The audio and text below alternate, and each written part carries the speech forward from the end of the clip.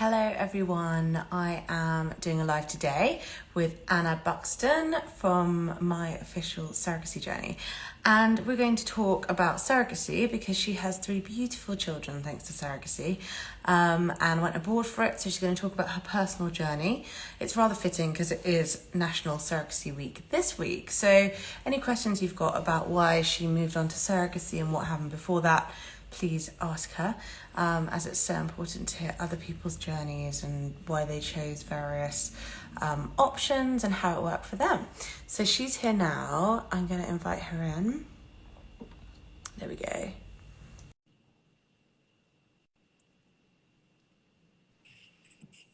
Hi, Anna. Hi, hello. How are you? How are you? I'm I'm good. good. I've given you a very brief Okay. introduction, just talking about your three beautiful children and how obviously surrogacy was the route that you took to have your family. Yeah, Can you introduce yourself and then talk us through what happened and sure. how you got to where you got to? Sure. So yes, I'm Anna Buxton, and I have three children through surrogacy. So my daughter Isla is 6, and then I have 3-year-old twins, Olive and Art. Isla was born in India, and the twins were born in California. And so our kind of whole surrogacy journey began just after my husband and I, Ed, got married.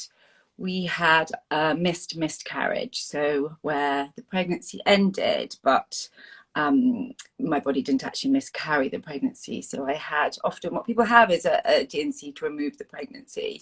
Mm-hmm. That then happened again, the whole thing. So I had another miscarriage, another D&C. And as anyone who's had miscarriages knows, sort of that fear of starting again when it's happened is really hard. So we went to a specialist to try and see if there was, a reason for why it was happening. But very quickly, the doctor I saw was concerned about the operations I'd had. And I was quickly diagnosed What, with the something. D&Cs? Yeah, the D&Cs. I'd had repeated ones. So essentially in 4 months, I'd had 2 pregnancies and 4 D&Cs. And that is an awful lot for the body.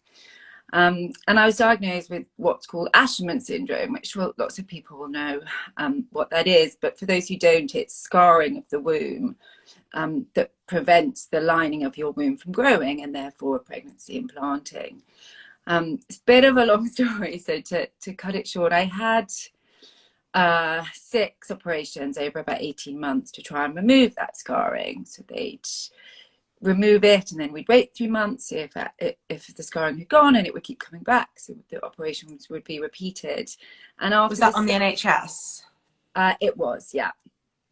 And after the 6th one, the surgeon who was treating me said, I am not operating again. It's not ethical to continue to operate. The scarring's too severe. And he very brutally, I thought at the time, said, you will never carry a pregnancy. Surrogacy is your only option. And at the time, that was so hard to hear. And I thought he'd been so brutal, but actually being told definitively that you can't carry makes the step to surrogacy almost easier for lots of women. Yeah. They're never told, you don't know definitively, so it can be a really hard step to take. But as I said, for us it was our only option. I had eggs and we had my husband's sperm, so we quite quickly moved to IVF, where we froze some embryos just because we didn't know how to even begin surrogacy or what that looked like. So we froze some embryos and then we started investigating sort of how you go about surrogacy. And that in itself was a challenge. Mm-hmm. But Did you we, know we anyone who had been through surrogacy? I didn't at that time. So we're talking by this stage, sort of 2013, and people just weren't talking about it as much. Everyone quotes a few famous people, but that doesn't really give you much No, when you're just a normal person sitting at home. So it totally. was hard to find information about it. And it was really hard to find information that you knew was balanced and up to date. So we really wanted to do it in the UK. I just wanted to be close to a pregnancy, build a relationship with someone.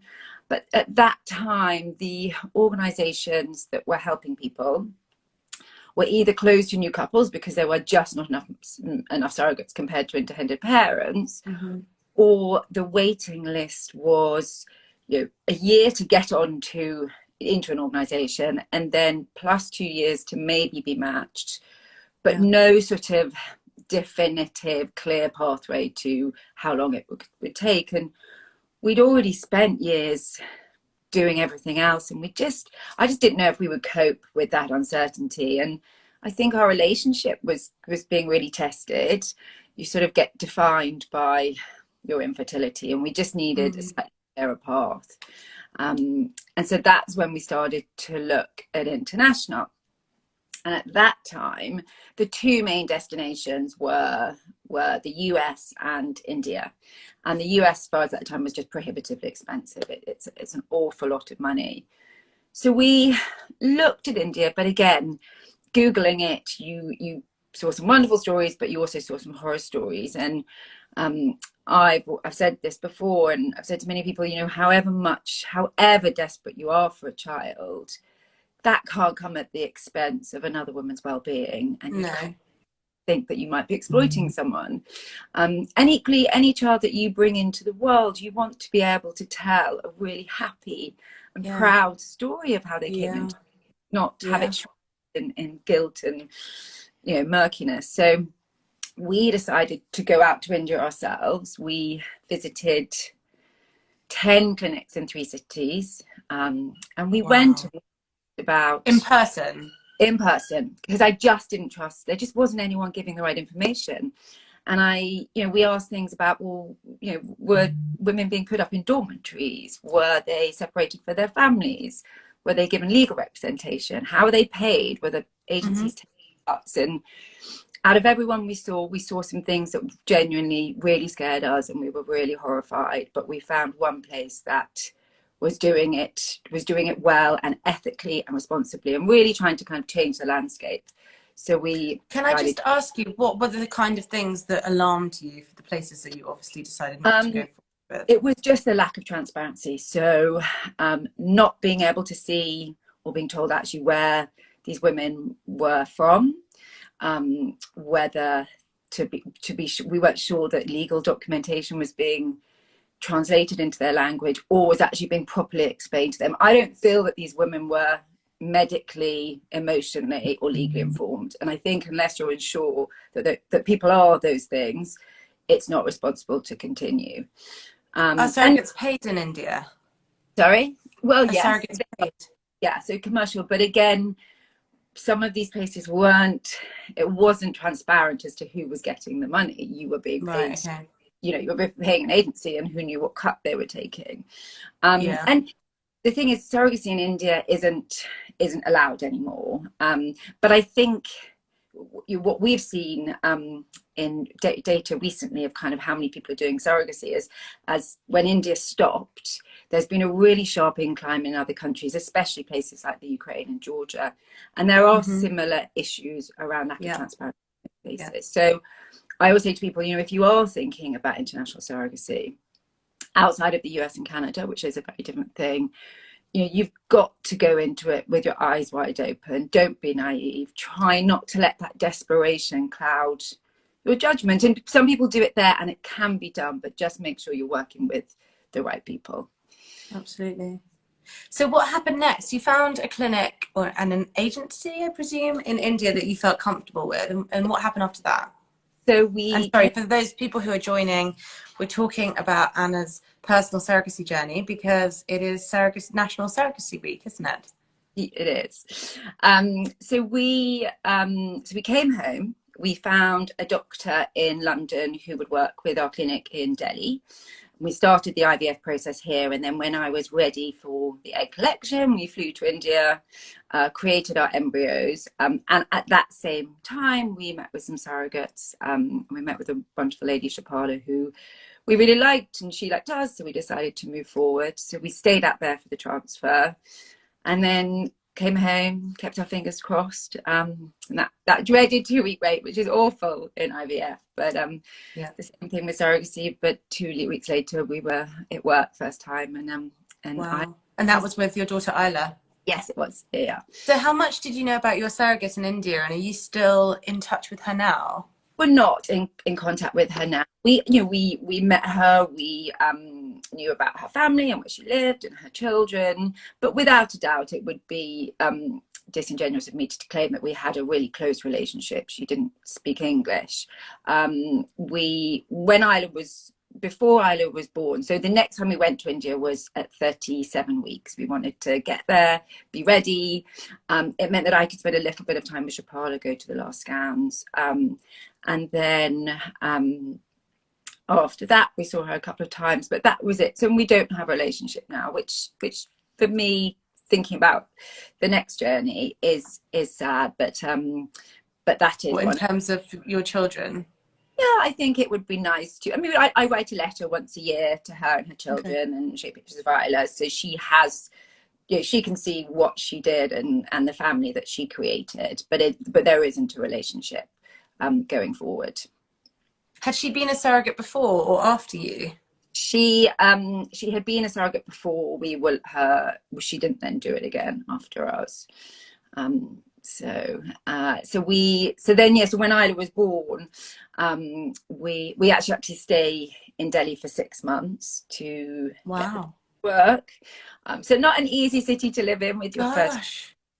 So you must know India really well. Yeah, we got to know Delhi very well. Although I must say I wasn't that adventurous with a newborn. But it was, I said, it was. I think part of me looks back a little bit with rose tinted glasses because we were this new little bubble, and we were just so thankful to have Isla that we just sort of were, just so relieved to have her. But it is a lengthy process, like it is now in other countries like Ukraine or Georgia. It takes a while to get a passport to come home. So yeah, it was at the 6-month mark that we came home. Yeah. Was it a very expensive process to have Isla? It was, and I think if everything adds up, and what makes it somewhere like India very expensive is then the cost of living in another city.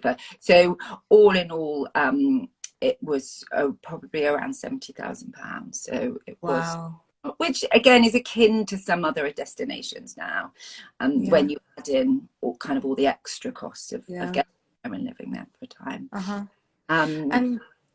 And so before we move on to the next part of the journey, what was the birth like? Because I think that's a lot of things, when I've worked with or spoken with surrogacy agencies or people who are thinking about surrogacy, whatever their situation, there's definitely a kind of, I don't know, people have an interest in what that birth is like how involved can you be? How does that feel for the surrogate? How does that feel for you? What was your experience first time around? So first time around, we didn't have that much say in it. Obviously, when you're thinking about surrogacy and birth, it is the surrogate's, it's lovely to talk about it, but ultimately it's her body and it's her choice of how she wanted to do it. And Shapala didn't want us in the room. Culturally, she didn't feel comfortable. So we were in the hospital in the room next door, and it was agreed that as soon as Isla was born, that she would be brought straight directly to us, and that was absolutely appropriate and what Shapala agreed to. So yeah, we were just in a room next door, and she was carried through. To be honest, I still can't really, it's so slightly blurred because it just felt like such a surreal moment when we finally got her. So it must have been so overwhelming. It was very overwhelming. Yeah. And then what happened for your twins? So we then decided to, so about a year after I was born, again, because obviously it can be such a lengthy process, you sort of always feel like you're kind of quickly planning for the next. We really wanted to try the UK again. So we started looking, but again at that point, so now talking sort of 2015 or 2016, all the organizations that again help people in this country at that time were actually closed to couples with children already. There were so many intended parents to the surrogates that they were just helping childless couples. So that route for us was out the window. And we started looking at the independent route in the UK, which really works for some people. And I've noticed many really happy stories. But for us, we just felt that kind of finding someone on Facebook, having to join groups where you have to sort of sell yourself and sell your story, and there's that fear of sort of, is anyone going to like me? Am I going to be the saddest story in the room? I've already got a child. Am I being selfish wanting to do this again?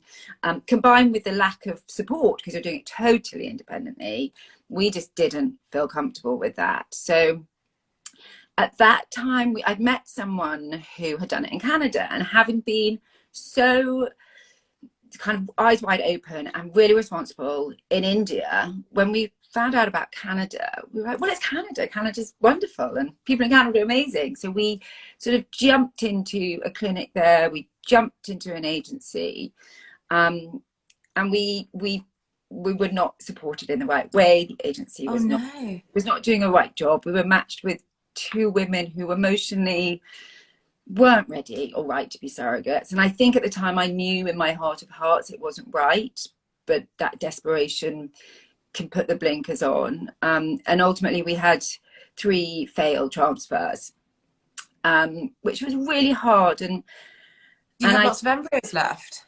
So we had 3 embryos. We shipped them to Canada, and those were our last embryos. And so we just felt like we couldn't give up, knowing that we hadn't done it right, and we kind of knew that there was a better way. So we managed sort of by hook and crook to find the money for the US, and we were recommended an incredible clinic in San Diego, the San Diego Fertility Center. And we met them and a lovely doctor, and we agreed that we would do another round of IVF, again similar, so start here and then fly out to California for the remaining process. So we did that, and then quite quickly we found an agency and started the process of finding a surrogate in the US. And in the US, it's a more of a sort of a mutual matching, compared to sort of here or places where you are matched. You, a bit like dating, you write a profile, surrogates write a profile. If you match, you speak. And I spoke to about 10 women, and then when I finally spoke to Holly, who ended up being the twins' surrogate, I knew she was the one. And often people say that, just she was just really pragmatic about it. She just said, you know, I've had my family, I've got 3 children, I can't sit by and not see people have the families they want if I can do something about it. Her husband was really supportive. He kind of came on the call, and she told family and friends, she told her children. She was excited, and she was great. And we found it, despite kind of thousands of miles, we found it really easy to communicate. And with any surrogacy pregnancy, kind of communication and trust and balance is the most important thing. So on that, we all decided to move forward quite quickly. So from meeting Holly to the transfer, we managed to do that in about 4 months, which was really quick. And as you know, it's changed a lot, but even only in 3 years, you know, we had some really good embryos, some not so good, and the doctor sort of said, well, let's try 2, and hopefully one will stick. And was she happy with transferring 2? She was. She always said she was comfortable carrying twins, and it wasn't our kind of, we weren't going to do twins, but we were comfortable that if that were to happen, being in the US with the medical facilities out there, that if it were to happen, we would be comfortable with that. So I remember she had her first blood test, and her numbers were really high, and then they kept getting higher and higher, and she said, this is twins, these are, and I was like, no, I'm sure. And then at about 10 weeks, her first scan, we saw those 2 little heartbeats. How did that feel? Amazing, quite. I remember I was traveling for work, and I called my husband, and he was driving, and I think he nearly crashed a car. He had to stop and just, you go from sort of being so overwhelmed, and then thinking, oh my goodness, 2 of them. But it was wonderful. And so what was that like? Have you kept in touch with her after that journey? We have a really lovely relationship. There's not a language barrier. Not the language barrier. And just again, you know, given that it was a few more years ahead, you know, video communications. Every time Holly went for a scan, she'd video me in so I could talk directly to the doctor. So it was a much more of a relationship, which was absolutely wonderful. And she always sort of said, I think I've got two jobs. One job is to look after these babies and grow them as well as I can.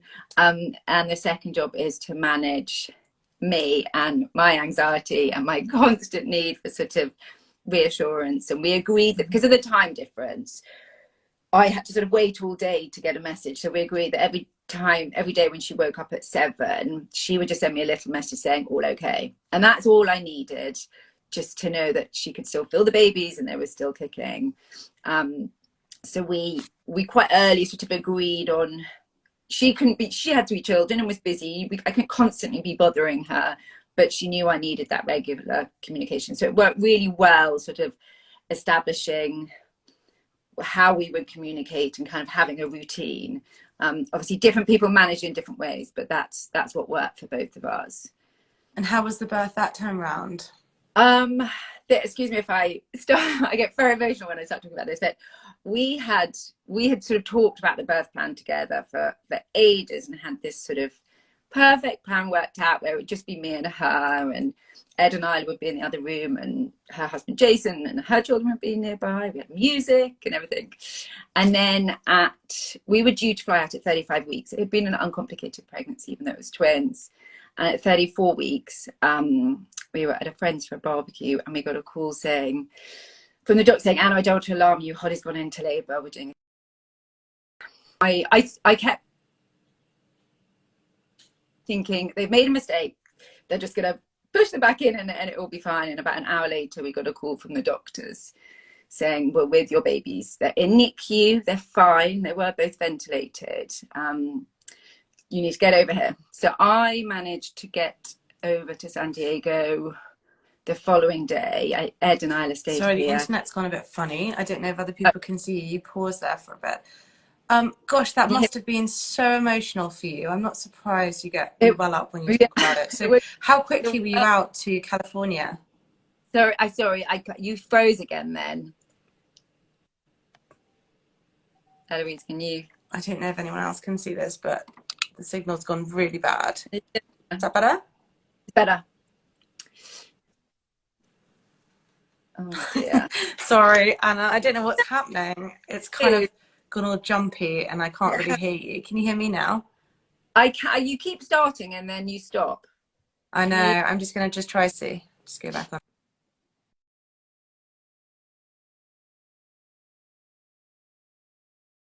Did you just hop on a plane?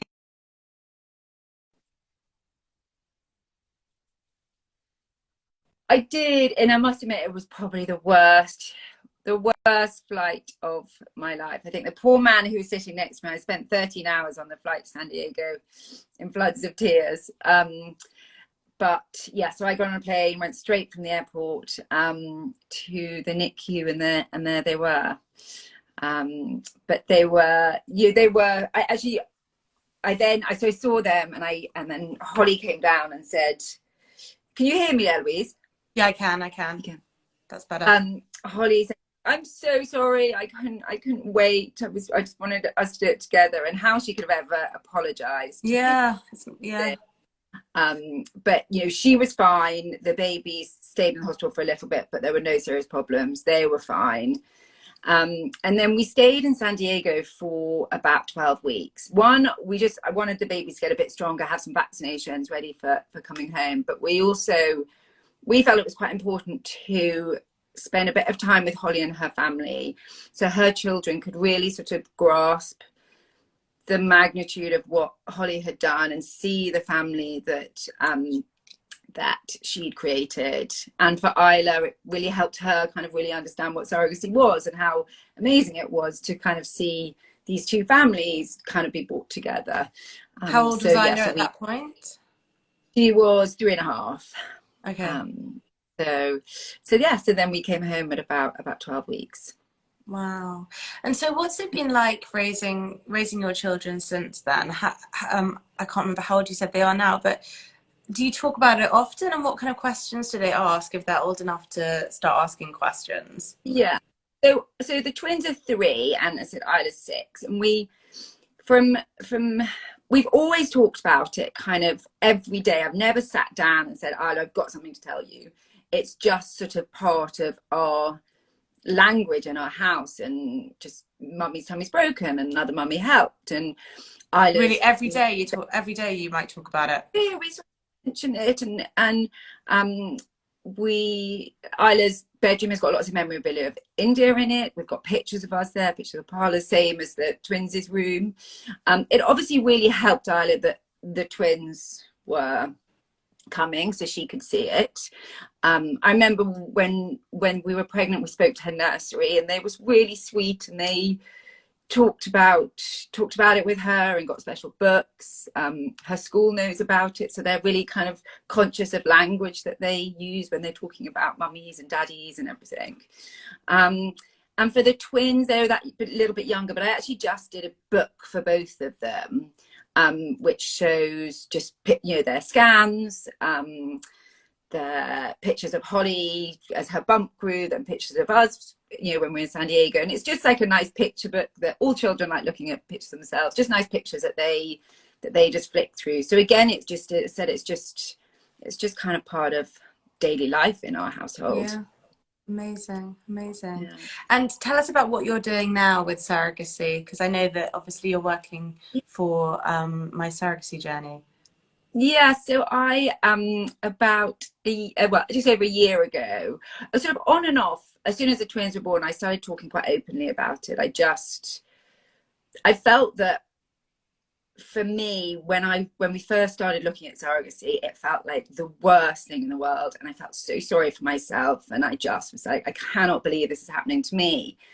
And then when you're out the other side and you have your children, it actually was a really beautiful way to build a family. And the fact that I've sort of come face to face with these 2 unbelievable women who built my family, it feels like such a privilege, and I feel kind of better for it that I've met these 2 women. So I really wanted to kind of share the positive story around it. So I started doing that, and then I met Michael and Wes Johnson Ellis, who are the founders of My Surrogacy Journey. And so I've been working with them for over a year now to support couples doing surrogacy in the UK, Canada, and the US. And the reason I joined My Surrogacy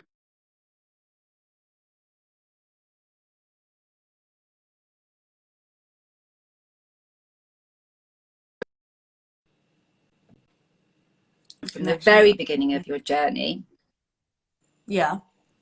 Sorry, the connection went there. So we provide all this support for the whole of the journey. So anyone starting gets, a clinical consultation. They get counselling. We've just partnered with Cradle, which is an amazing charity supporting women who've had loss, because obviously lots of women have had loss when they and they go from loss to surrogacy and don't.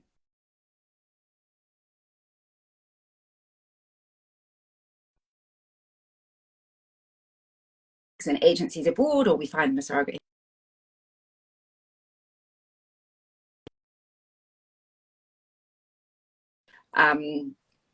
to really enhance and support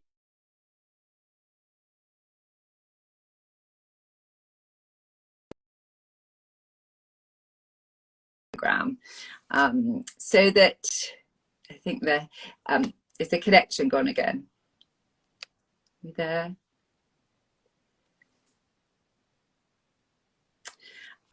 So there's just tons of benefits,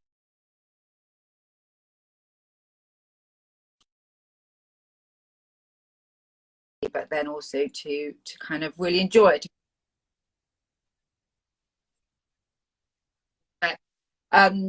So yeah, it's weird. I'm sorry, Eloise, I can't hear you.